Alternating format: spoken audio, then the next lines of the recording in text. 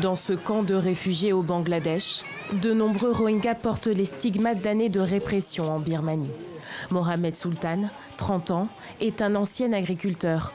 Il vit désormais ici avec sa famille. Il assure avoir reçu une balle de l'armée birmane dans la tempe, le rendant aveugle. Les soldats ont tiré une balle ici. La balle est sortie de l'autre côté et je suis tombé. Ils ont encerclé le village, je ne pouvais pas sortir de chez moi. Un de mes frères est venu me secourir, mais ils l'ont tué d'une balle dans le dos.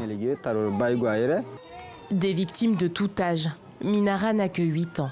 Son frère, Mohamed Younis, 12 ans, raconte qu'en août 2017, un soldat birman aurait tiré dans sa jambe. Elle ne peut pas marcher correctement à cause de la douleur. Ça lui fait vraiment mal. Des souvenirs douloureux. Un an après la crise qui a provoqué le déplacement de 919 000 Rohingyas de Birmanie vers le Bangladesh. Parmi eux, une majorité de mineurs. L'UNICEF appelle le gouvernement de Birmanie à assurer la protection des enfants issus de cette communauté musulmane, tout en facilitant leur accès à l'éducation. Nous risquons la perte totale ou partielle d'une génération d'enfants Rohingyas. Car il n'y a pas que le demi-million d'enfants du côté bangladais de la frontière.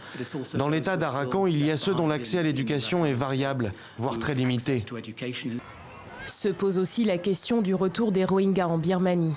Pour l'ONU, il doit être volontaire, sûr et digne des réfugiés.